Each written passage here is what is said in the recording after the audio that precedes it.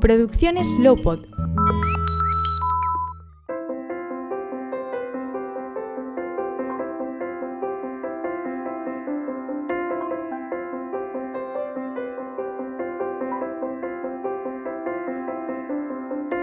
La doctora Eva Monzón Rubio es licenciada en Medicina y Cirugía por la Universidad Complutense de Madrid. Recibió su formación como especialista en anestesiología y reanimación en el Hospital Dr. Negrín en Las Palmas de Gran Canaria, una isla en la que posteriormente trabajó en otro hospital, concretamente el Hospital Insular, hasta que se decidió mudarse a Madrid y ejercer su profesión en el Hospital del Tajo, donde llegó a ejercer la labor de responsable del servicio de anestesiología entre 2014 y 2016.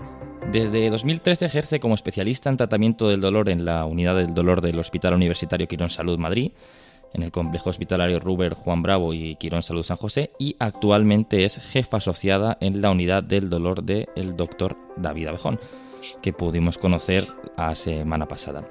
Ha realizado un fellowship en neuromodulación y ha participado en el grupo de trabajo Hospital Sin Dolor en el Hospital Universitario Quirón Salud, y por si fuera poco, en agosto de 2019 obtuvo en Budapest el título Fellowship in Pain Practitioner. Es además miembro de la Sociedad Española del Dolor y miembro fundador de la Sociedad Española Multidisciplinar del Dolor y también miembro de la Sociedad Madrileña del Dolor. Y ahora, después de haberme quedado sin aire tras esta larga presentación, porque no es poco lo que ha hecho nuestra querida Eva Monzón, vamos a conocer a nuestra invitada de hoy. ¿Qué tal, Eva? ¿Cómo estás? Hola, ¿qué tal? Buenos días, Jorge. ¿Qué tal? Muy bien, gracias. Muchas gracias por invitarme a esta entrevista. Vamos a empezar la entrevista. Somos un poco clásicos, igual que la empezamos con David y nos gusta hacer con mucha gente, y es preguntándole a nuestra invitada de hoy cómo se describe en 3 palabras. Bueno, pues la verdad es que este tipo de preguntas son un poco complicadas para buscar Sí. 3 palabras que te definan a ti mismo. Siempre te gustaría más que lo hiciera otra persona, ¿no? Pero bueno, yo principalmente me considero una persona paciente. O sea, yo tengo mucha paciencia y entonces eso me ha ayudado siempre con todo, con mis relaciones personales y con mis relaciones laborales y con los pacientes en esta especialidad que ejerzo. Y las otras 2, pues no sé, y quizás van saliendo con el curso de la entrevista. Sí, eso pasó con David, que solo se le ocurrían 2 y luego luego salió la tercera. O sea que ojalá que en tu caso suceda lo mismo. Es verdad que esta es una pregunta que además es la primera, es a machete, en frío, y mucha gente no sabe responderla, pero es muy interesante. A ver si cuando acabe la entrevista puedes decirnos otras 2 palabras aparte de paciente. Vamos a empezar por los inicios de tu carrera, porque como hemos dicho, tú te licenciaste en Medicina y Cirugía por la Universidad Complutense de Madrid. ¿Sí? ¿Por qué decidiste estudiar medicina? ¿Qué te llevó a estudiar medicina? Pues la verdad es que desde que terminé el cole y empecé en mi época BUP y CO, que hice yo, empecé a interesarme primero por la biología, que me gustaba mucho estudiarla. Yo era de ciencias, me gustaba mucho, a pesar de que siempre me ha gustado mucho leer otro tipo o sea, obviamente literatura y de todo tipo. Sí que me gustaba más estudiar ciencias, o sea, biología en este caso, y matemáticas y física. Y luego dentro de ciencias puras que elegí yo, pues me gustaba medicina. O sea, no te sé explicar por qué, porque de repente es como una llamada, ¿no? De alguna manera.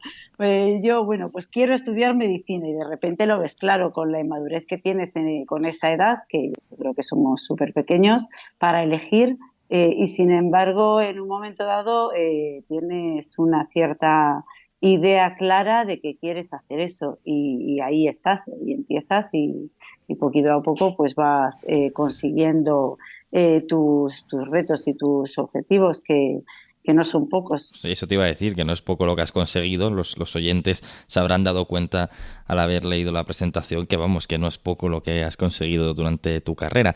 Vamos a avanzar un poco más en los años Y vamos a adentrarnos en la época en la que decidiste especializarte en tratamiento del dolor crónico, que si no me equivoco fue en 2009 con la realización del máster de tratamiento del dolor de la Universidad Rey Juan Carlos. Y a mí me gustaría saber por qué decidiste especializarte en dolor. ¿Qué fue lo que te llamó para especializarte en el tratamiento del dolor? Pues mira, a diferencia de David, que él tenía muy claro que él quería hacer dolor desde el principio, yo para mí fue un poco una casualidad, o sea, fue un encuentro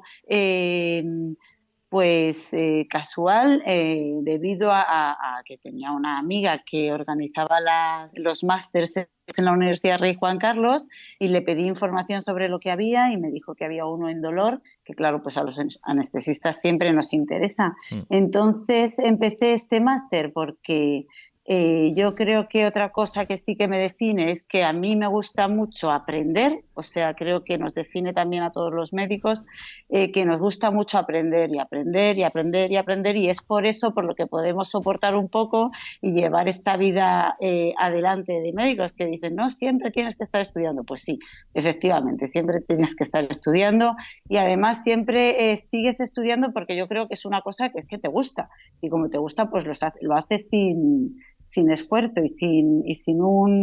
eh, sin que sea un penar, ¿no?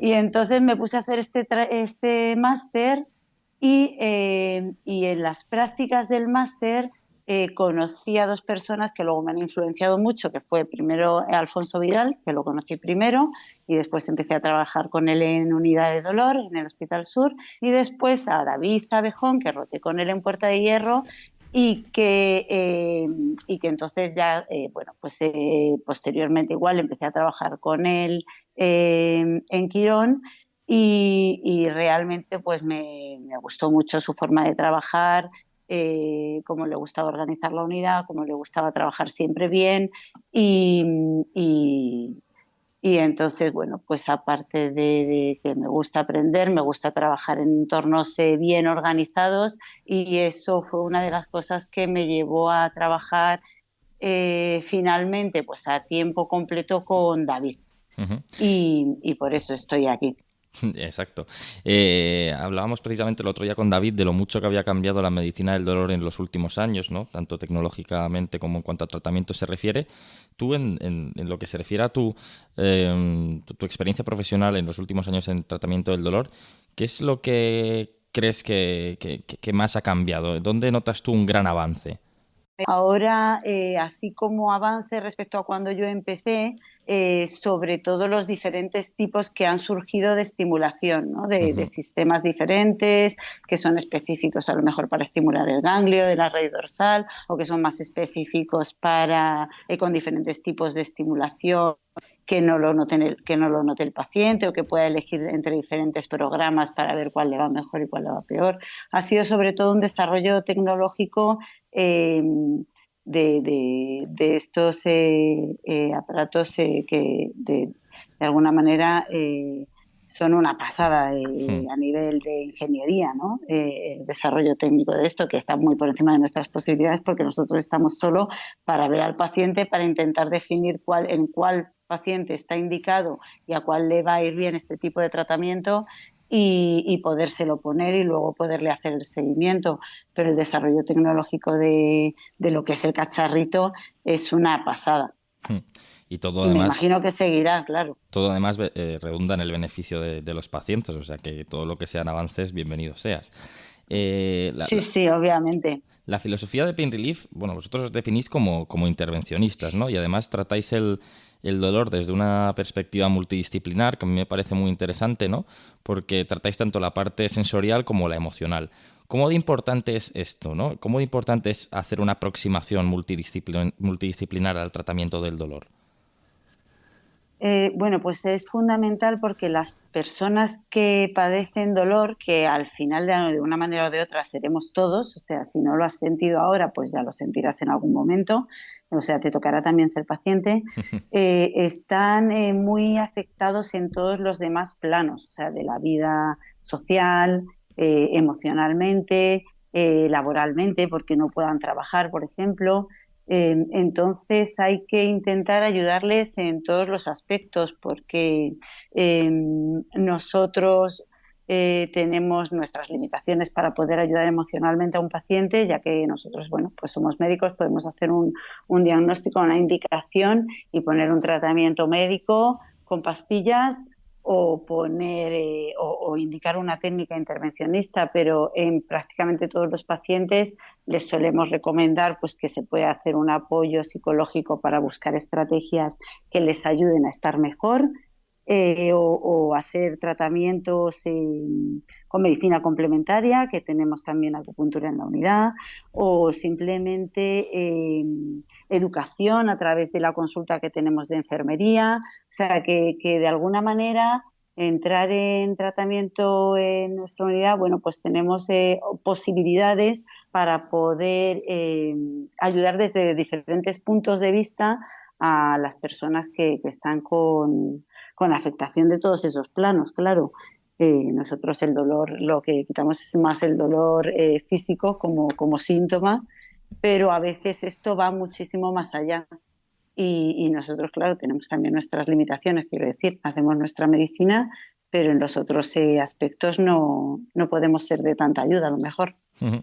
Sinceramente me parece súper importante e interesante esta perspectiva multidisciplinar que comentas, porque claro, muchas veces cuando se habla de dolor se piensa solo en la parte sensorial, ¿no? En el dolor físico, pero claro, evidentemente hay una afectación mental, que una persona que no puede salir a la calle, que no puede estar con sus amigos, que no puede hacer actividades que antes de tener el dolor crónico se hacía, eso evidentemente también te lastra a nivel mental, o sea que me parece tremendamente interesante esta perspectiva multidisciplinar que tenéis vosotros en Pain Relief.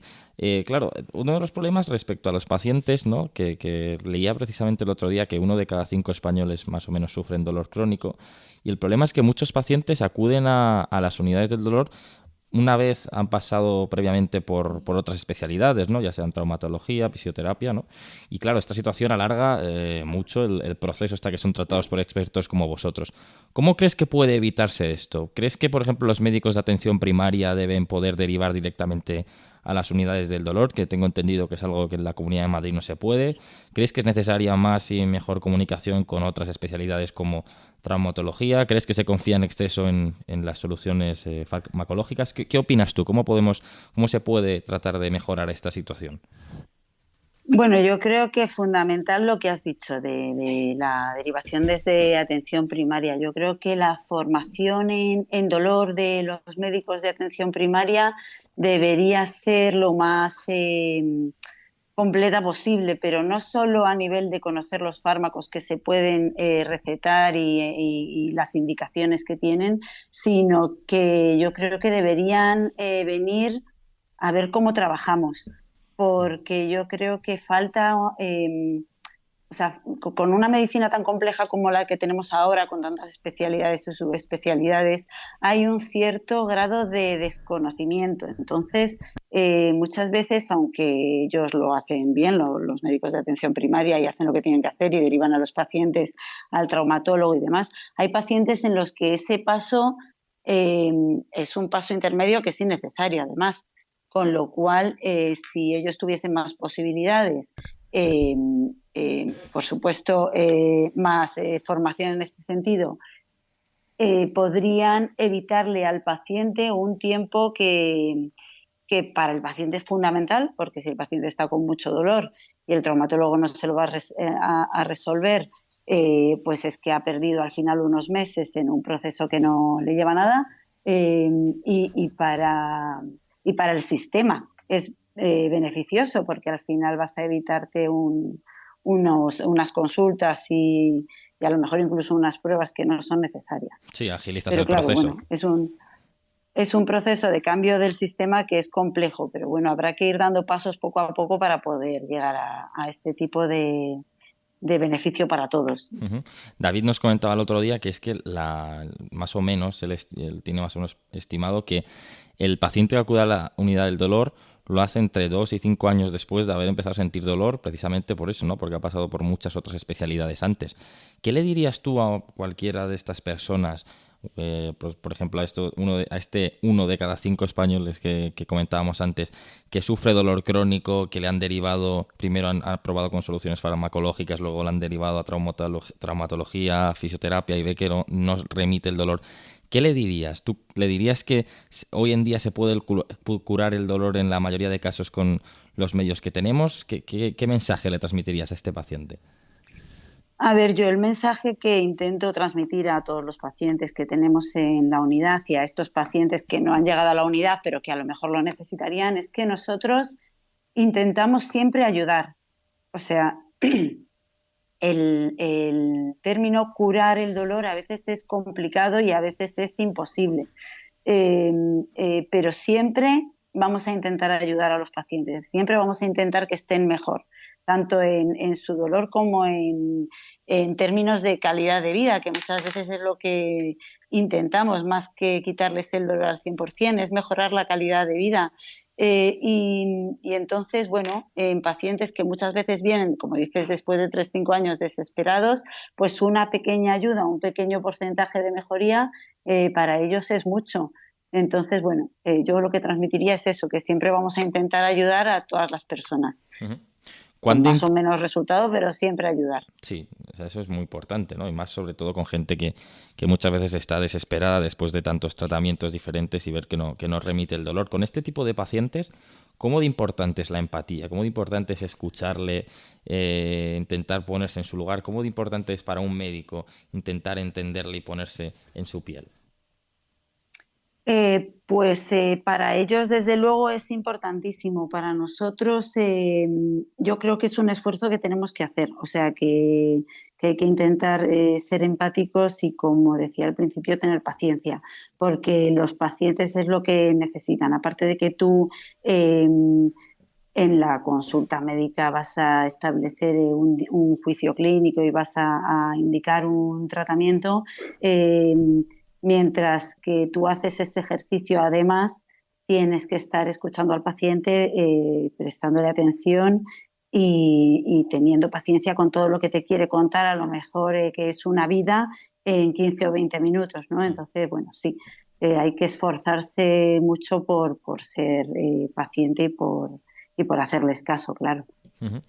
En las últimas semanas ha habido bastante polémica, han copado bastantes titulares, la falta de médicos, ¿no? La crisis del sistema sanitario, faltan médicos, pero aunque, sin embargo, bueno, esta situación, según tengo yo entendido, sin ser experto en el tema, tampoco es nueva, ¿no? Si es una tendencia que se viene, bueno, que viene pasando en los últimos años y que además se va a agravar, ¿no? En el futuro.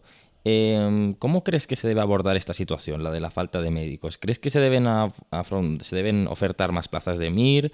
¿Se deben ofertar más plazas de medicina en las universidades? ¿Crees que se debe facilitar la contratación de médicos extranjeros? ¿Qué opinas al respecto? Bueno, yo creo que en primer lugar se deben, en este momento que estamos ahora mismo, sí que creo que se deben aumentar el número de plazas de médicos de atención primaria. ¿Por qué? Porque si la atención primaria funciona bien, el resto del sistema funciona mejor. O sea, ahora lo que está pasando es que muchos pacientes acuden, por ejemplo, a los servicios de urgencias de los hospitales porque no tienen forma de llegar a la atención primaria, porque es que faltan muchísimos médicos. Entonces no dan citas, no se puede ir por la tarde al centro de salud porque está cerrado, o te llama un médico de un centro de salud que está en la otra punta, yo de Madrid hablo, que es lo que conozco, porque el que te corresponde a ti o sea, no tiene ya posibilidad de atenderte porque no hay médicos en el centro de salud. Entonces sí que creo que hay que insistir en aumentar las plazas para médicos de familia, que probablemente sí que se debería aumentar la formación de los médicos de familia que tienen una residencia de 3 años, probablemente aumentarla porque cuanto mejor atención den ellos, menos sobrecarga va a tener el hospital. Y eso se basa en la formación y en el presupuesto que tenga atención primaria, claro. Ujú.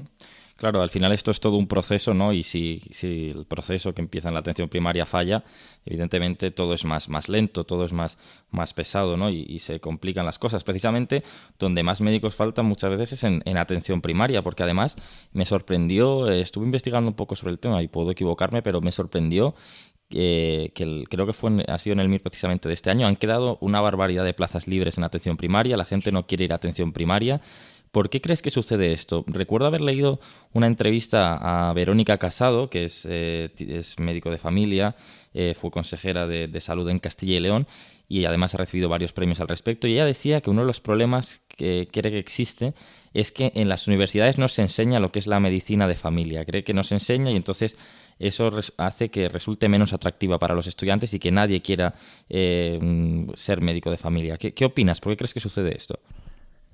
Yo creo que sucede porque al final, exactamente, porque es una especialidad que tiene menos atractivo porque no se lo han querido dar, es lo que te digo. Si tú haces una especialidad de medicina de familia que tenga más años de residencia, con lo cual que tenga una especialización más intensa, que puedan rotar por servicios hospitalarios más tiempo, que entonces cuando encuentren un paciente con una patología renal, no tengan tanta necesidad de derivar al nefrólogo en primera intención, sino que haya cosas que ellos puedan resolver. Entonces tu trabajo se vuelve más interesante, es más atractivo y hay más gente que quiere hacerlo. Hmm. Y ya que hablamos de formación, hablemos de formación en dolor. Además, bueno, tú misma has llevado a cabo numerosas actividades docentes, has sido profesora social en una universidad, además, bueno, das numerosas charlas. Y hablemos precisamente, ¿no?, de eso, de formación en dolor, ¿no? ¿Tú crees que es necesaria una especialidad en el MIR sobre tratamiento en dolor? Yo creo que absolutamente sí. Ahora mismo como está, o sea, el concepto que hay de las unidades de dolor son sobre todo médicos anestesistas que en su residencia hacen 2 meses de rotación en una unidad de dolor. Entonces, eh, la formación que tienes al finalizar tu residencia es muy pobre. Y sobre todo, no rotas posteriormente de adjunto cuando empiezas a trabajar en un hospital ya como adjunto con tu especialidad de anestesia. Lo que haces normalmente en España es pues ir a quirófanos de trauma, de cirugía general, de cirugía torácica, eh, pero no te mandan a la unidad de dolor a no ser que tú quieras. Hmm. Entonces ya no vuelves a tener contacto con el tratamiento del dolor, a no ser que tú tengas un interés particular. Entonces, como no hay mucha gente que tenga interés en hacer tratamiento del dolor, pues al final son pocas personas las que lo hacen. Además, si son anestesistas, al sistema le interesa más que estén anestesiando en quirófano a que estén en la consulta de tratamiento del dolor, con lo cual es imposible que vaya a crecer como especialidad si no es independiente.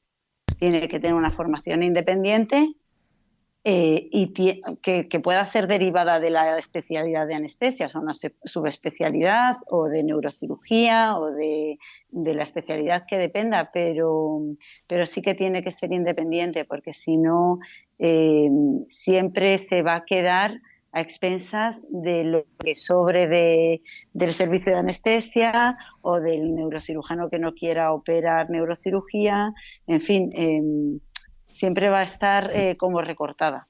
Ujú. Tú me podrás corregir si no estoy en lo cierto, pero es que además en los próximos años van a hacer falta aún más, si cabe, más médicos especializados en tratamiento del dolor, ¿no? Porque la población cada vez tiende a estar más envejecida y precisamente la gente mayor es la que más dolores sufre, ¿no? Más dolores crónicos. O sea que quizás nos estemos acercando un poco a una situación apocalíptica en la que va a hacer falta muchísimos médicos de dolor y no hay médicos especializados en dolor.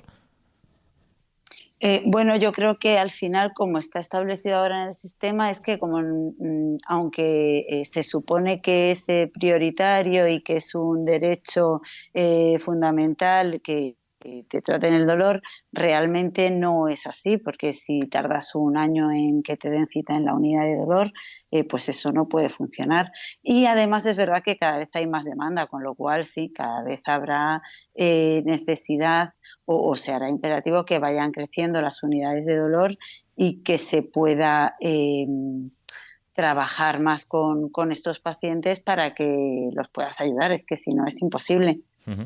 Claro, y el problema de tal y como está montado el sistema, que vemos que tiene sus deficiencias, es que el que lo va a sufrir es la persona que tiene dolor y no va a poder ser tratado por especialistas, ¿no? O sea que lamentablemente el que lo va a pagar es el paciente. O sea que a ver si en los próximos años cambia la situación, además si se aprueba a ver si se aprueba un plan nacional de dolor y se encauza la situación para que no tengamos que volver a hablar de situaciones como esta. Nos acercamos ya al final de la entrevista, pero quería preguntarte antes de acabar por tu labor de investigación, ¿no? Si no me equivoco, estás desarrollando tu tesis doctoral en el estudio de los resultados de la epiduroscopia en pacientes con estenosis de canal lumbar y además estás involucrada en algunos proyectos en la actualidad, ¿no? Háblanos tú, que seguramente lo vas a hacer mucho mejor que yo, precisamente de todo esto, ¿no? De tu labor en la investigación. Pues sí, la verdad es que como parte importante del trabajo que hago en la unidad de dolor de Pain Relief está nuestra parte de investigación, que tenemos la suerte de que, bueno, pues de tener muchas facilidades en este sentido dentro de que hacemos investigación meramente clínica, o sea que no, eh, que son estudios sobre todo observacionales, donde vemos cómo puede beneficiar una técnica a un paciente con unas características determinadas y estudiarlo. En esto un poco se basa mi tesis, en los resultados de la epiduroscopia, como has dicho, que es una técnica en la que, bueno, mediante vemos directamente el espacio epidural y trabajamos dentro de él para poder mejorar la sintomatología del paciente. Aparte de esto, llevamos a cabo algunos otros estudios, algunos de ellos ensayos clínicos por medio de promoción, o sea, de promotores externos que estudian pacientes sobre todo con dolor lumbar. Estamos trabajando en uno con un producto de investigación que se administra dentro del disco, en otro con unos complementos vitamínicos, y ahora vamos a comenzar un nuevo estudio en pacientes con dolor crónico postquirúrgico. Entonces, bueno, tenemos varias líneas ahí de investigación que llevamos con mucha ayuda por parte de nuestro equipo de enfermería, que son 4 enfermeras que trabajan con nosotras que son geniales, Miriam, Alba, Elena y Raquel. Y bueno, y por parte de todo el equipo. Entonces esto es muy bonito porque es una parte un poquito diferente y que en España está poco en... O sea, es difícil entrar en este tipo de trabajos, pero una vez que entras, si te gusta, pues siempre aporta pues más interés y es un poquito más diferente y bueno, a mí desde luego me gusta y creo que es muy interesante. Y que así, bueno, pues salimos un poquito también de la monotonía del trabajo con otra cosita que nos hace, como te decía antes, aprender más. Ujú. Qué interesante. Si hablamos de objetivos de cara al futuro, ¿uno podría ser dedicar más tiempo, más horas a la investigación? Hombre, eso sería genial, claro que la idea de alguna manera es esa, seguir con la labor asistencial, seguir en consultas, seguir en quirófano haciendo las técnicas eh, y luego además pues sí, dedicar más tiempo a la investigación porque ya una vez que te has metido, que te ha costado un montón de trabajo, de esfuerzo y que vas aprendiendo a cómo hacerlo y cada vez pues es como todo, cada vez es más fácil. Entonces, si te empiezan a salir cositas que haces estudios, estamos haciendo otro estudio en colaboración con el Hospital La Fe en Valencia, en fin, que te van saliendo cosas y cada vez pues va también creciendo ese aspecto, con lo cual sí, seguramente la idea sea eh, hacer investigación cada vez un poquito más o hasta donde podamos, claro. Ujú. Qué chulo. ¿Algún otro objetivo de cara al futuro que tengas claro, digas, esta otra cosa la quiero conseguir o quiero intentarlo? Bueno, la verdad es que yo creo que con esto está bastante bien, ¿eh? No te creas, que ya con esto tenemos Ya bastante estás trabajito. entretenida, ¿no? Me doy por satisfecha, la verdad es que sí, la verdad es que estoy contenta y estoy satisfecha con mi trabajo, que eso es muy importante. Es súper importante y además eso, además los pacientes seguro que lo agradecen muchísimo, ¿no? Porque alguien que está contento con su trabajo es alguien que te va a atender genial. Una última pregunta. ¿Qué le dirías a una persona, a un estudiante que está pensando en especializarse en dolor? ¿Qué consejo le darías? Bueno, pues le diría que viniera a rotar con nosotros para que vea cómo trabajamos, que yo creo que a todos los residentes que pasan por aquí pues se van muy contentos y les gusta mucho, y que, por supuesto, que se formase bien y que se fuera al extranjero a ver cómo trabajan fuera, porque yo creo que eso es fundamental para la formación, salir de aquí, de España, ver un poquito cómo se trabaja fuera, aprender lo que hacen bien en otros sitios y lo que hacen mal también, y luego volver y trabajar aquí con nosotros, claro. Empezábamos la entrevista con la pregunta de las tres palabras. Habías dicho paciente, no sé si se te ha ocurrido alguna más durante este transcurso de la conversación. Si no, yo tengo aquí alguna apuntada, para describirte, que alguna así de las cosas que has dicho se me ha ocurrido. Digo, hombre, a lo mejor esto podría ser. ¿Se te ha ocurrido a ti alguna palabra? Sí, bueno, yo diría que soy estudiosa o Mm, trabajadora, sí. o las dos cosas, paciente, como he dicho antes, y no sé, a ver, di tú qué se te ha ocurrido. Bueno, mira, has dicho, yo creo que una es organizado, ¿no? Por lo que has dicho, organizada, que te gusta Ah, sí, trabajar en sitios organizados, organizada, eso. sí, me gusta mucho la organización. Decías estudiosa, ¿no? Yo precisamente también iba por ahí, ¿no? Iba a decir que eres incansable en cuanto a la formación se refiere, ¿no? Porque tú misma lo has dicho, que hay que estar aprendiendo constantemente, ¿no? También iba a Sí, decir sí, sí, que sí. amas tu trabajo, ¿no? Se nota mucho cuando hablas contigo, ¿no? Cuando hablamos contigo se nota que te gusta lo que haces, ¿no? No sabría encontrar el adjetivo concreto para decir amar tu trabajo, pero eso sería otras Ujú, palabras para definirte. Y luego ya esto personal, ¿no? De las veces que he estado contigo, también cercana. Siempre que he estado contigo me has transmitido que es una persona cercana, una persona agradable, y yo creo que durante la entrevista ha quedado demostrado además que es una gran doctora y una doctora muy agradable. O sea que yo creo que, vamos, hay palabras de sobra aquí, hay de más incluso. sí, sí, sí, sí. Lo intento, la verdad que siempre. Ser amable y ser agradable con la gente que está alrededor, porque al final lo que das, lo recibes Yo además de siempre vuelta, es con lo verdad. cual siempre quiero cosas mejores para los demás y entonces pues también al final para mí. Eso es muy importante. La buena energía trae buena energía, dice la gente. O sea que, oye, mira, seguro que tú tienes buena energía. Doctor Eva Monzón Rubio, pues ha sido un placer, doctora, no doctor. Doctora Eva Monzón Rubio, ha sido un placer tenerte esta mañana aquí en Maneja tu Dolor. Te dejamos marchar ya, que sé que tienes ahora bastante lío. Y te agradezco Muchísimas gracias, que hayas Jorge. venido. Muchas gracias, Jorge, por haberme invitado a estar con vosotros. Ha sido genial, la verdad. Me ha gustado mucho. Me alegro. Cuídate mucho, un abrazo. Ven, luego un abrazo. Stop for a minute. Stop and breathe for a minute. Don't get over your head, try to listen instead.